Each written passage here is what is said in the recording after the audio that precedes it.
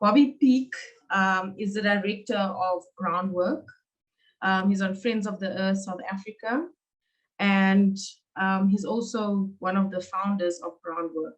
And he's an environmental justice activist since the early 90s. I mean, Bobby actually grew up in a community which is the fence line of south of Durban's engine oil refinery.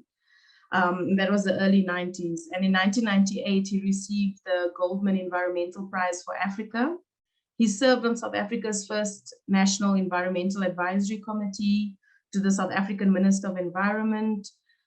He was also a member of the International Executive Committee of Friends of the Earth International, which is the world's largest federation of grassroots organizations fighting for environmental and social justice. He's also on the Southern African Advisory Board and International Board for the Global Green Grants Fund. This is just a summary of the tidbits of how I decided to introduce him. But he advises on several national and international environmental justice strategies. And he also received an honorary PhD from the Durban University of Technology. So Bobby, can I please hand over to you, Dr. Peak? He'll be speaking on the Presidential Climate Commission, which he's commissioner of, and the climate justice. Over to you, Bobby.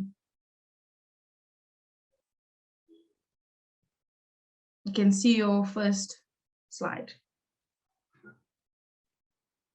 And don't forget to send your questions while Bobby's getting his sound ready. Bobby, I think you stopped sharing screen. Yeah, please share your comments, questions in the chat, or later when we have Q&A, you can switch on your camera and your video. Thanks, Bobby. Great. I hope you can see me now and you can see the presentation. So healthcare, care is the important word here. And I think it's important, as Louis reflects, that we cannot and must not lose the care component of health. So groundwork has been part of healthcare without harm since day one in 1999 when groundwork launched. And over the years, we have developed with Healthcare Without Harm, the Global Green and Healthy Hospital Initiative.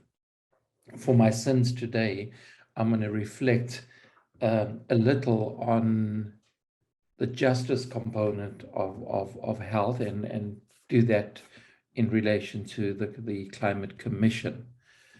But when we talk about justice these days, we talk about a just transition. And it's important to reflect on what Louis wrote recently in the Daily Maverick. And essentially he said, if we don't provide safe housing, transport, neighborhoods and environmental conditions, good nutrition, freedom from poverty and inequality, adequate water sanitation, good education, decent work, personal security, and fair access to an economy and to end discrimination, racism, and violence. If we don't have that, we're not going to have a good healthcare system. So it's rooted in not the delivery of health care, it's rooted in the social struggles of society, and health must be seen as that. Not something that is just delivered or as a service, but it's part of society. Now, talking about a just transition has been, the type of sexy thing to do these days. Groundwork has called for a just transition since 2005.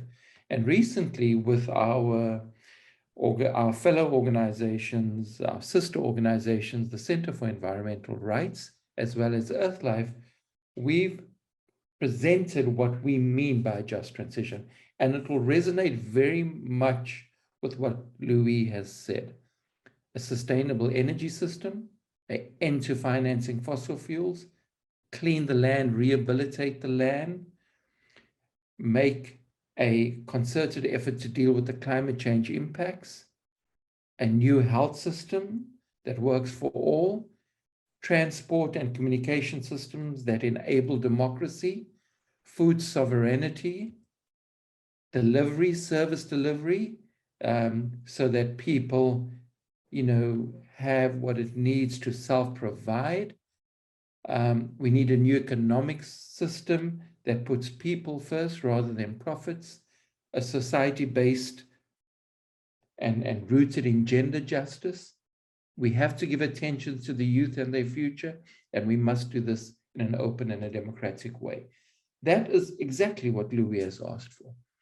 The Presidential Climate Commission that kicked off in the beginning of last year, just this last 3 in May this year, finalized what they call the Just Transition Framework.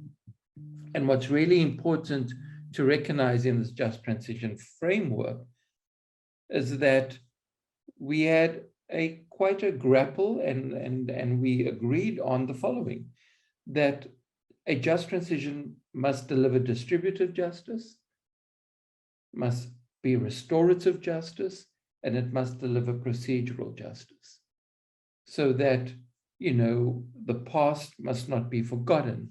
And what we mean by distributive justice, and specifically in relation to healthcare, is that we should all, have healthcare.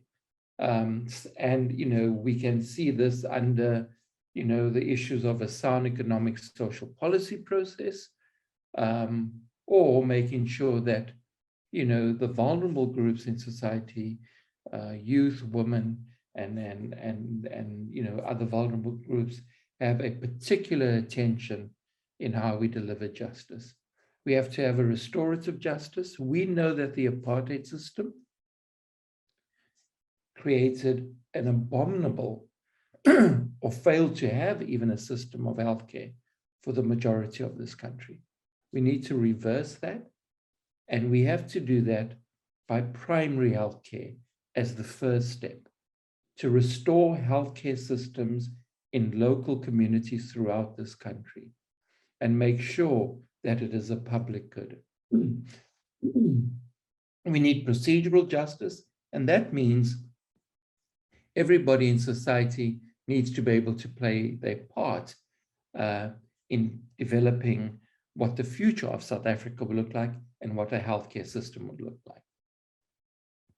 What we discussed early on in terms of a just transition takes us back to what was mentioned early on by Louis, and how, the Alma Ata Declaration has been built upon.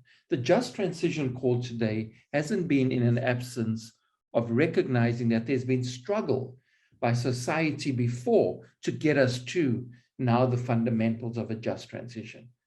It isn't some politician in Glasgow that dreamt up a just transition. It isn't some politician in the union buildings that dreamt up the just transition. The just transition was made and demanded for by people across the previous decades. And so, people, and the Alma Ata says, health is important, and it must be part of the action of many social and other economic sectors. It must deal with inequality. People must have the right to participate, and it must bring health closer to people.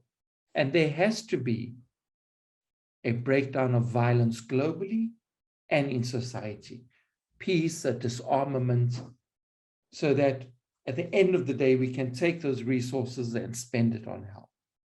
But also, our health is defined by the very violence that we have in society. Let us not forget today is the day we commemorate the 10th anniversary of Marikana, the violence of Marikana. And we have to change that.